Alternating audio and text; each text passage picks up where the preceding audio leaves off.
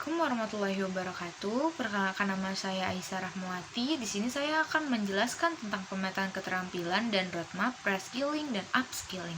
Di sini profesi yang saya ambil yaitu tentang pekerjaan sosial. Pekerjaan sosial menurut pembelajaran sepanjang hayat memiliki peran penting karena pembelajaran sosial menurut keterampilan, pengetahuan, dan sikap yang terus diperbarui seiring dengan perkembangan zaman dan kebutuhan masyarakat.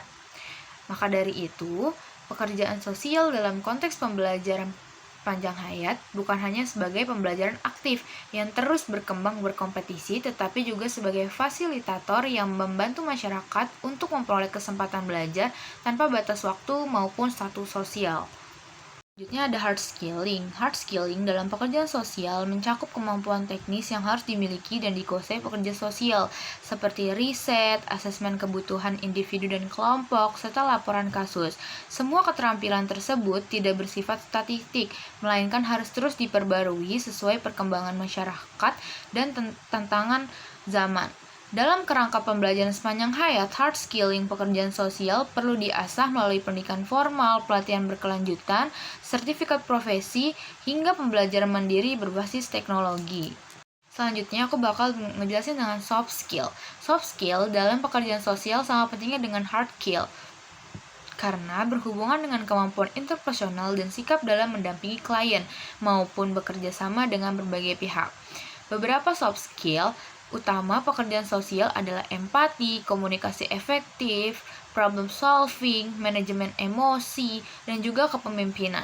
Dalam konteks pembelajaran sepanjang hayat, soft skill ini tidak berhenti diasah di bangku kuliah saja, melainkan terus dikembangkan melalui perkembangan kerja, pelatihan, supervisi, revisi diri, maupun interaksi lintas budaya dan komunitas. Skill dalam pembelajaran sosial adalah kemampuan pekerja sosial dalam memanfaatkan teknologi untuk mendukung layanan advokasi dan pemberdayaan masyarakat. Keterampilan ini mencakup penguasaan pendataan kasus, setelah itu ada literasi digital, penggunaan sosial media, dan selanjutnya ada data sabab manajemen khusus. Setelah itu ada dalam kerangka pembelajaran sepanjang hayat, digital skill sangat penting karena perkembangan teknologi terus berubah dan menurut pekerjaan sosial untuk terus selalu belajar dan beradaptasi. Selanjutnya, saya bakal ngejelasin tentang roadmap pekerjaan sosial dalam konteks pembelajaran sepanjang hayat. Maka, alurnya digambarkan sebagai tahapan berkesimpulan mulai dari pendidikan dasar profesi hingga perkembangan keterampilan baru, upskilling dan juga upskilling. Nah, upskilling itu apa sih?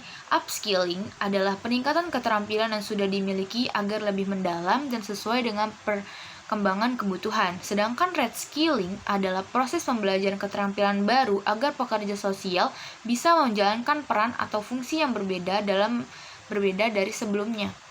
Dalam pembelajaran sepanjang hayat, reskilling dan upskilling memastikan pekerjaan sosial selalu beradaptasi relevan dan profesional menghadapi perubahan sosial, teknologi, maupun kebijakan.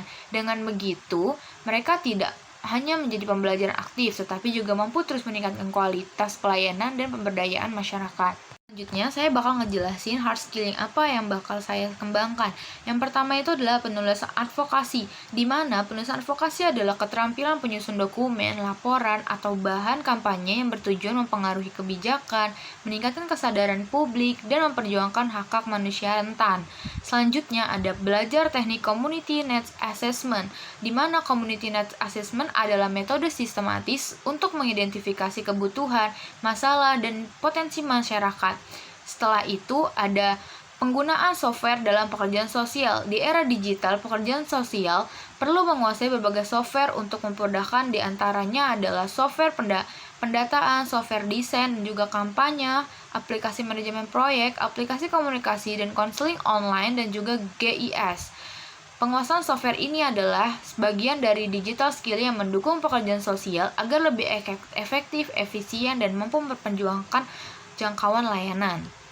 Selanjutnya, saya bakal ngejelasin hard skill dalam upskilling, di mana saya bakal meningkatkan kualitas riset sosial, di mana riset sosial adalah fondasi penting dalam pekerjaan sosial untuk memahami masalah, kebutuhan, dan potensi masyarakat.